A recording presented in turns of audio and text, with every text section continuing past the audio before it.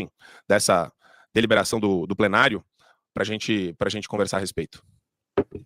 Com o colegiado, que também acho que não haveria nenhum impedimento que constasse a opção barra pai de um lado e barra mãe de outro, porque a mãe que se considera nessa qualidade, acho que também gostaria de ter essa designação. Imagina, nós estamos aqui diante de um direito de minoria, que é um direito fundamental subjetivo, a não ser reconhecido como não se reconhece.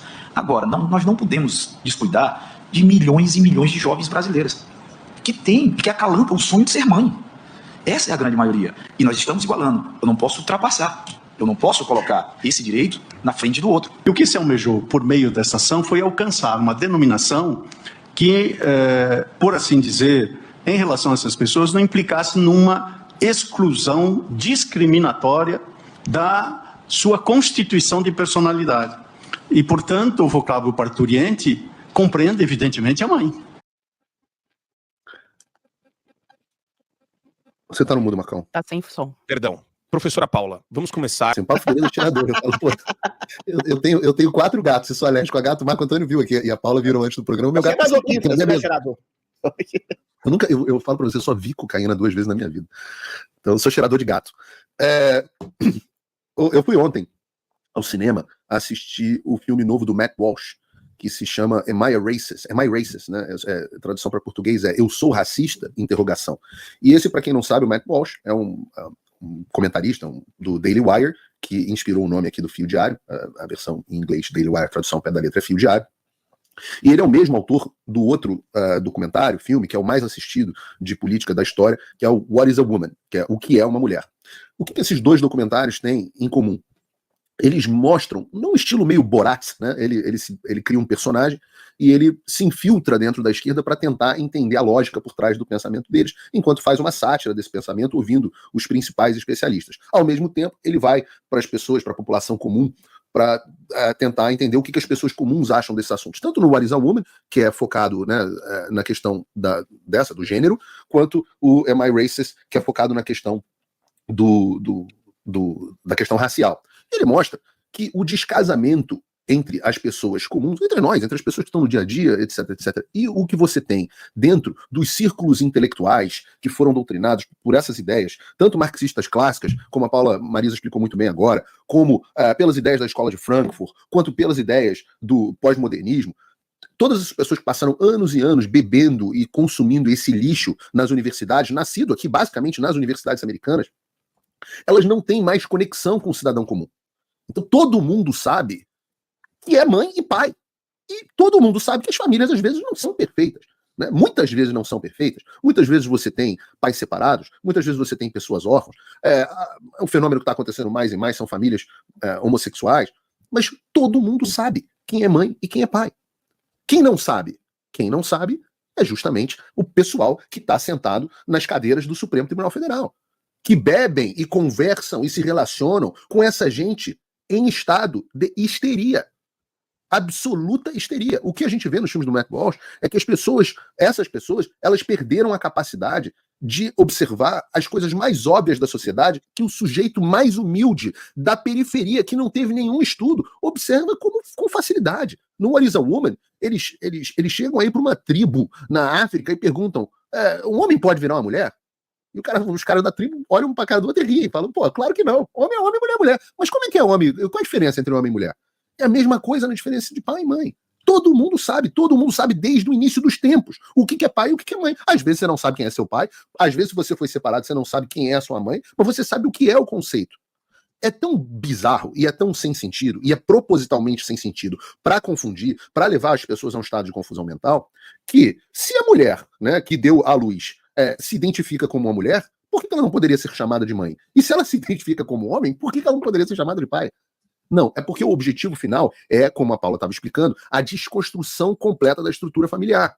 Porque como a família é a base da formação da sociedade, você precisa ter uma ação efetiva para destruir essa estrutura, que na visão deles é o que faz a manutenção dos modelos de opressão, não só de propriedade, mas do patriarcado, da opressão hétero, da opressão racial. Eles precisam destruir todos esses conceitos. Por isso que você vê sempre a principal guerra dos marxistas é contra a religião, que é a base cultural, e a família, que é a base social. Agora, tem um aspecto desse vídeo que você colocou, Marcos, que é o aspecto, os americanos estão gostando do termo cringe, os jovens, principalmente os de esquerda.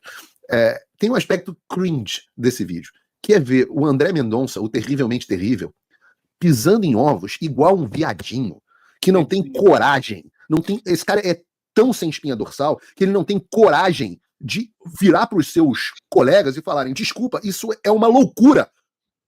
Isso, vocês estão em estado de histeria. Toda a sociedade tem pai e mãe. E ele, se for terrivelmente terrível, evangélico, como diz que é, deveria estar colocando a lei de Deus acima da lei dos homens. Deixa eu deixar claro, um ministro do STF, assim como qualquer um de nós que somos cristãos, temos a obrigação, não é, pode ser, obrigação de colocar a Bíblia acima da Constituição brasileira. Isso vale para mim, isso vale para o André Mendonça, isso vale para Dona Maria, que está em casa. Então, o sujeito... mas ele é minoria, ele é voto vencido. Não interessa. Não interessa. Ele deveria ter um mínimo de decência de, naquele momento, defender os valores cristãos, que, na verdade, são os valores de sanidade contra esse Estado. Eu volto a dizer, quando eu digo histeria, eu não estou usando aqui uma figura de linguagem, eu estou usando uma descrição clínica do estado no qual se encontram essas pessoas. O estado mental das pessoas que trazem essas pautas, ainda com furor, né? Com uma espécie de furor ensandecido que você não pode confrontá-las a respeito disso, porque senão eles te qualificam como transfóbico, homofóbico. E sabe de onde vem? Sabe de onde vem? Eu vou dizer pra você um negócio. Você sabe por que eu tirei minhas filhas da escola pública aqui nos Estados Unidos? Por 2 motivos. Um dia eu cheguei pra minha filha de 5 anos e eu recebi um formulário. 5 anos, jardim de infância. Eu recebi um formulário dizendo que se eu queria que ela saísse da aula de educação sexual. Eu virei pra escola e falei: pô, aula de educação sexual? Desculpa, vocês confundiram, minha filha tá no jardim de infância. Eles: não, é que a gente começa com a aula de educação sexual no jardim de infância, mas fica tranquilo que a gente não explica sexo explícito, não. A gente começa a explicar os tipos de família diferentes, a gente começa a explicar sensibilização com o próprio corpo. E aí, eu entrevistei, inclusive, ela. Eu recomendo sempre o livro Irreversible Damage, da Abigail Fryer, que é a maior referência nesse assunto. Eu falei: desculpa, eu sei de onde é que vem isso. Vocês estão grooming, vocês estão preparando a minha filha. Não aceitável. A segunda coisa é que eu tinha uma das minhas filhas que ainda não estava em idade escolar americana numa escola cristã e a outra filha na escola pública. Chegou o Dia das Mães. A minha filha na escola pública, minha filha na escola cristã, trouxe aquela coisa, aquele bando de coisinha linda que as crianças trazem, que a gente guarda pro resto da vida. E chegou no dia do Dia das Mães pra minha filha na escola pública e não veio nada. Eu perguntei pra escola: vem cá, não tem nada de Dia das Mães? Aí a escola falou: não, a gente não celebra mais o Dia das Mães porque ele é exclusivo. Essa história, pessoal, é só para conectar, porque essas pessoas que são criadas dessa forma, um dia elas estarão no Supremo Tribunal Federal. É isso aí. Não, e vai piorar. Só vai piorar. E aqui no Brasil tem o Dia da Família também. Muitas escolas acabaram com o Dia dos Pais, Dia das Mães, virou Dia da Família. E, Adriles, de novo, né, a gente fala sobre um assunto que eu considero também um assunto que deveria ser tratado na psiquiatria exclusivamente, com muita consulta e muita tarja preta, mas que entra no fórum de discussão pública aqui, porque eles estão discutindo isso para não excluir o que eles chamam de homem trans gestante. Olha, isso aí é uma discussão inócua. Primeiro, do ponto de vista técnico. Se um homem trans gestante quer ter uma filha, ele pode ser chamado de pai. Se uma mulher trans, que é um homem biológico, quer ter uma filha com alguém, entendeu? Com uma mulher, que só pode ter um homem ou uma mulher que pode gestar uma criança, ele pode, eventualmente, sei lá, no DNS, lá no formulário do SUS, ser chamado de mãe e pronto. Ela pode ser chamada de mãe, que seja. Entendeu? É uma discussão técnica completamente irrisória. Agora, quando você tem essa discussão falsa, irrisória, construída no apelo à mudança da linguagem, que se você vai ofender um homem trans ou uma mulher trans, que não pode ser chamada de pai ou mãe, então tem que ser chamada de parturiente, ou genitor ou genitora, você cria exatamente a transformação da linguagem para mudar o aspecto da realidade. O que eu quero dizer com isso? Quando a gente critica a ideologia de gênero, e eu falo que não é só simplesmente uma coisa ridícula, de elo, delo, é você inocular na cabeça de uma criança que esse pronome neutro, que é verbalmente e gramaticalmente errado, porque o latim original, o elo, abrange homens e mulheres, é simplesmente uma maneira de criar uma ambiguidade na cabeça da criança, dizendo que o pronome neutro é a ponte para uma neutralidade do gênero sexual ou do sexo, como vocês bem preferirem, né? Ou seja, se você pode escolher o pronome e o pronome neutro que você usa pode ser masculino ou feminino, você também, por conseguinte, vai poder escolher o seu próprio sexo a partir dos 5, 6, 7, 8, 9, 10 anos. É esse tipo de inoculação que se cria na cabeça de uma criança. Agora, quando você coloca em formulários, como do SUS, a questão de pai e mãe serem coisas absolutamente não inclusivas, serem coisas exclusivas e discriminatórias, primeiramente é uma coisa ridícula, né? Pai e mãe geram filhos, isso é óbvio, por óbvio, qualquer pessoa sabe disso, e eventualmente isso chega às raias do STF, em que ministros progressistas discutem abertamente uma questão semântica patética, que eventualmente, não sei se sabem ou não, geram uma confusão mental, não só em crianças, como adultos, dizendo, não, pai e mãe é exclusivo, pai e mãe não é inclusivo, é discriminatório, então todos os modelos alternativos de família têm que se colocar como gestante e parturiente, sendo que a população trans é 0,001% da sociedade. Com todo respeito, eu tenho uma pessoa trans, eventualmente acho que nem eles estão preocupados exatamente de serem chamados de parturiente, ou gestante, ou genitor. Um homem trans quer ser chamado de pai, uma mulher trans quer ser chamada de mãe, ponto. Agora, você criar essa reconstrução artificial da linguagem, cria-se da infância à fase adulta uma completa confusão em relação a gênero sexual, uma completa confusão em relação ao papel normativo de um pai, ao papel normativo de uma mãe, cria-se um falso preconceito contra a família tradicional diante de 0,01% da população trans que não está interessada, sobretudo na sua maioria, nessa própria discussão. E aí é gritante perceber, aí o Paulo Figueiredo tem toda a razão, que até o ministro evangélico, cristão, entre nessa onda e faz uma caricatura de um discurso em que ele mesmo não tem coragem de apresentar os argumentos sólidos e dizer na cara de todos os ministros. Essa é uma discussão inócua, essa é uma discussão histérica e essa é uma discussão de reconstrução da linguagem para confundir os papéis normativos de homem, de mulher, de pessoas trans que eventualmente não estão nem aí para esse tipo de discussão. É completamente absurdo. Seria apenas ridículo se não fosse exatamente um mote para reconstrução da linguagem, para reconfigurar a realidade, reconfigurar a sexualidade e a autopercepção das pessoas, para criar um esgarçamento social completo, uma completa confusão na cabeça de crianças e agora também na cabeça de adultos. Ou seja... E tem um vídeo legal que tá, acho que no perfil do Tucker Carlson do Instagram, de uma conversa dele com a Megyn Kelly, que é uma âncora gigantesca, fantástica, que era da Fox News, acho que agora é da Independente ou tem algum outro canal. E a Megyn Kelly tá criticando aquela artista Taylor Swift, porque a Taylor Swift fez um pronunciamento público falando que vai votar na Kamala por conta da postura do vice da Kamala, o Tim Walz, sobre a população que eles chamam de LGTB. E o que acontece?